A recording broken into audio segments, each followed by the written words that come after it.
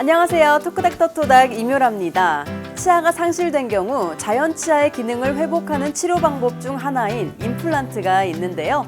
저작 기능이 우수하고 신미성이 뛰어날 뿐 아니라 수명 역시 반영구적이라 많은 분들이 선호하고 있습니다.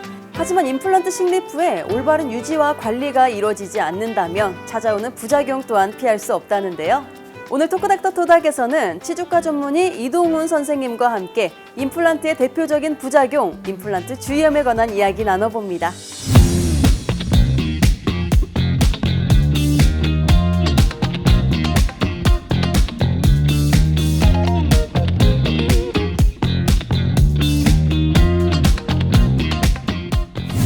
네, 선생님 안녕하세요. 안녕하세요.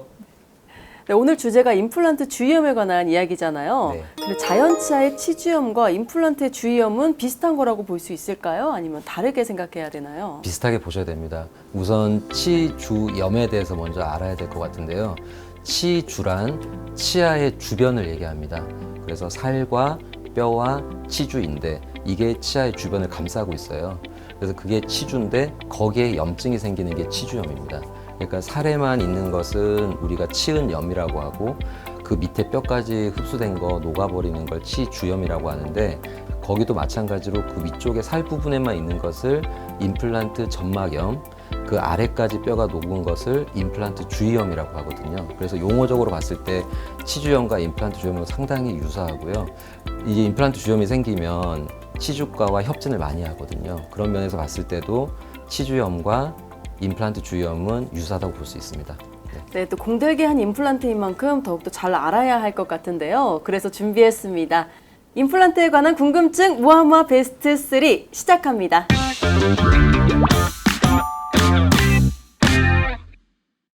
네, 선생님 첫 번째 궁금증 함께 확인할 텐데요. 임플란트 주의염은 어떤 증상이 나타나나요? 이런 궁금증이에요. 근데 어떤 질환이든 마찬가지겠지만 되도록 빨리 알아차리는 게 중요하잖아요. 근데 어떤 증상인가요? 네, 정확하십니다. 임플란트 주의염도 빨리 알아차리시는 게 좋은데요. 아쉽지만 임플란트는 내 몸과 마찬가지로 내 입속에 있지만 자연 치아와는 달리 치주인대라고 하는 또 자각 증상을 느끼기 편한 그런 구조물이 없습니다. 그러다 보니까 피가 난다거나 냄새가 난다거나 심지어는 심할 경우에는 임플란트가 흔들리는 경우까지가 있는데 그건 굉장히 진행이 많이 된 거고요. 이런 것들이 대표적인 임플란트 주의염의 증상이라고 할 수 있습니다. 그럴 때는 빨리 알아차셔야 될 것 같고요. 더 확실한 거는 치과에 방문하셔서 방사선을 찍어봤더니 예전에 있던 뼈 높이와 달랐다는 걸 체크해서 정확하게 진단하는 것이 가장 중요할 것 같습니다. 네, 그렇다면 바로 두 번째 궁금증을 살펴볼 텐데요. 임플란트 주의염을 더 조심해야 하는 위험군이 있나요? 이런 궁금증이에요. 근데 임플란트 수술 후에 관리를 비슷하게 했는데 나중에 유독 주의염이 심하게 오는 위험군이 있는지 저도 궁금하거든요. 맞습니다. 모든 질환이 한 가지 원인만 있다면 예방하기도 좋을 텐데 아쉽게도 임플란트 주의염도 너무 많은 위험 요소가 있습니다. 그러니까 치주염을 앓았던 분들이 임플란트 주의염에 이완될 확률도 높기 때문에 과거에 내가 이를 뺐을 때 풍치로 인해서 이를 뺐다면 임플란트 주의염이 더 호발될 수 있으니까 더 신경 써야 되겠다 이렇게 좀 생각하시면 좋을 것 같고요. 그런데 이제 그만큼 치주 관리를 잘 하시는 분들에서 임플란트 실패라든지 주의염이 월등히 낮기 때문에 그 관리가 더 중요하다는 반증이 될 수도 있겠습니다. 네, 그렇다면 바로 이어서 세 번째 궁금증을 살펴볼 텐데요. 임플란트 주의염이면 일단 심은 임플란트를 제거해야 하나요? 이런 궁금증이에요. 근데 문제가 발생했다면 뽑아내는 게 가장 확실한 방법일 것 같은데요. 어떤가요? 맞습니다. 제거하고 다시 심으면 너무너무 좋겠죠. 근데 임플란트 아직 안 심어 보셨죠? 네. 임플란트를 심기 위해서 발치하고 기다렸다가 또 고리식과 잇몸이식 그리고 임플란트 식립까지 그 기간과 비용 같은 거는 아마 굉장히 큰데요. 그거를 다시 제거한다는 말씀을 드렸을 때 이렇게 말은 편하게 하지만 환자분의 또 보호자분들 그 상실감은 상당히 크실 거예요. 그래서 가급적이면 임플란트를 제거하는 단계까지 가기 전에 우리가 여러 가지 치과에서 임플란트를 관리해드리는 정기적인 점검 때 오셨을 때 해드리는 기구들이 있거든요. 그러니까 임플란트에 특화된 파우더를 이용한 스케일링 같은 것들이에요. 그런 것들을 쓰신다거나 아니면 연고를 써드린다거나 초기에 그런 것들을 충분히 관리를 할 수 있는데 아쉽게도 더 진행이 됐을 때는 말씀하신 대로 임플란트를 제거하는 단계까지 가야 될 수도 있습니다. 네, 궁금증 좀 해결되셨나요? 지금까지 궁금증 모아모아 베스트 3였습니다.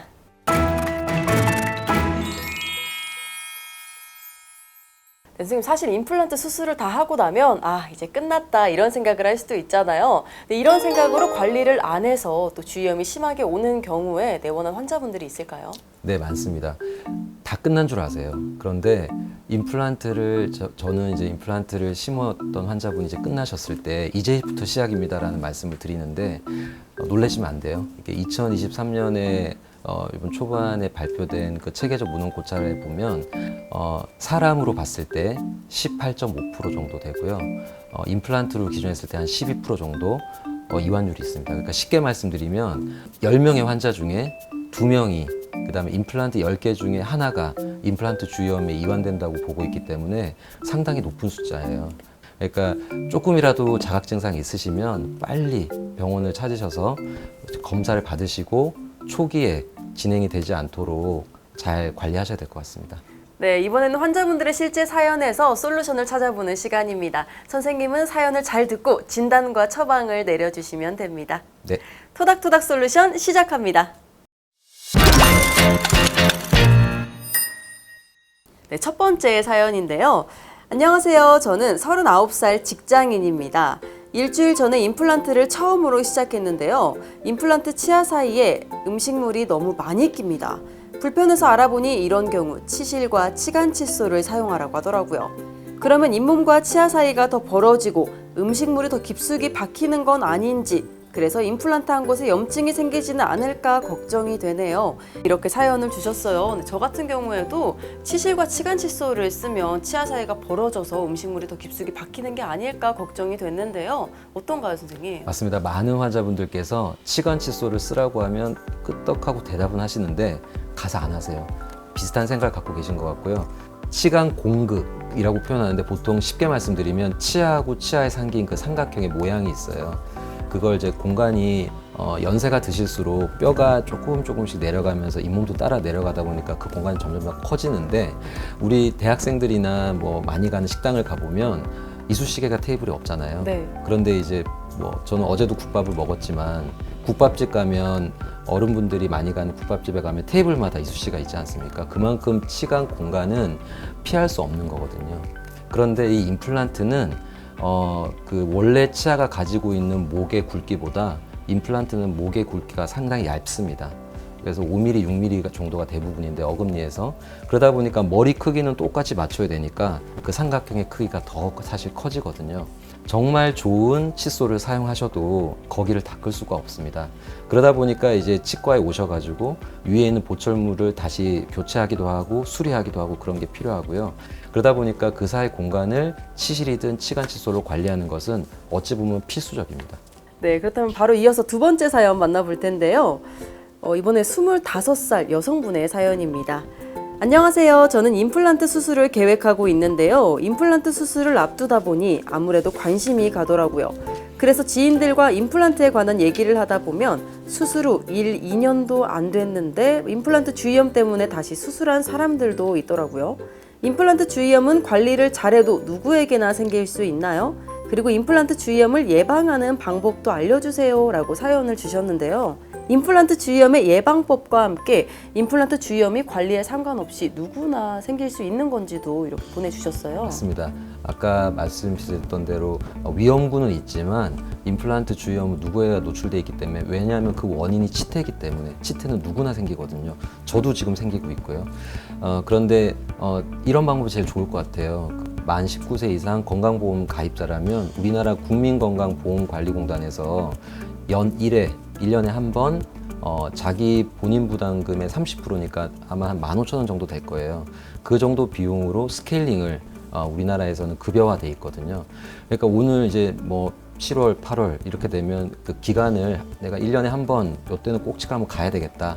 이렇게 생각을 하시고 이제 정해 놓으셨다가 그때 치과를 방문하셔서 스케일링 받으시면서 정기 점검을 받고 선생님께서 입안도 보시지만 뭐 임플란트가 만약에 있으시다 그러면 임플란트 주변에 방사선사를 찍어서 주변의 뼈가 어떻게 리모델링 되고 있는지 그런 걸 확인하시는 게 가장 정확합니다.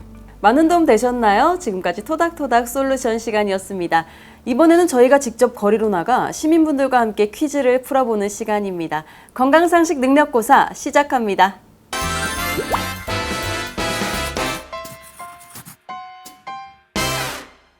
네, 선생님 첫 번째 문제 주시죠.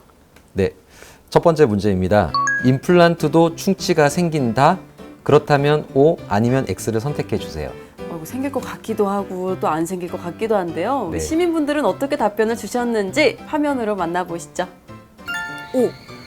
아무리 임플란트라고 해도 그것도 자기가 관리를 어떻게 하느냐에 따라 달린 거라서 생길 수 있다고 생각합니다.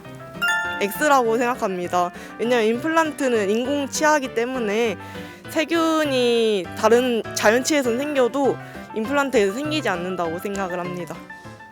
네, 이렇게 답을 잘 말씀해 주셨는데요. 선생님 정답이 뭔가요?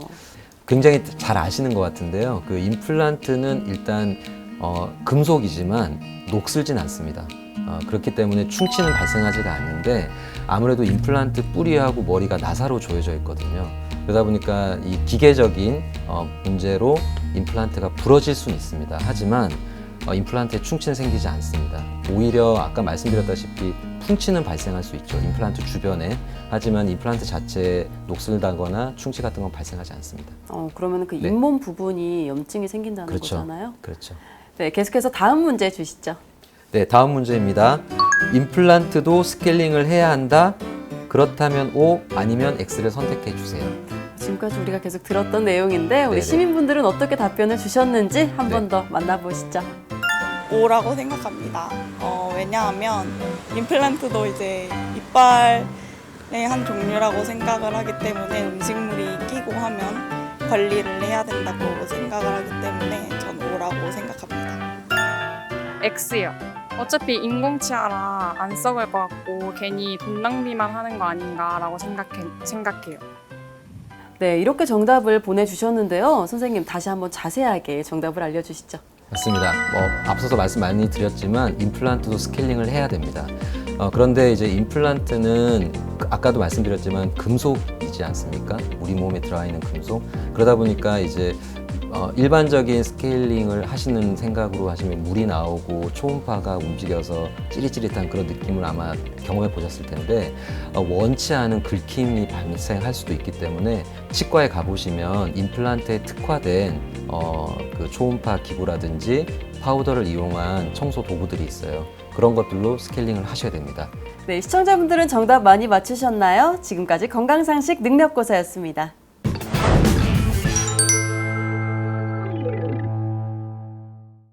네, 선생님 오늘 임플란트 주위염에 관한 여러 가지 궁금증 해결해 주셨는데요. 임플란트 주위염에 대해서 시청자분들에게 이것만큼은 꼭 기억했으면 좋겠다라고 하는 게 있으시다면요?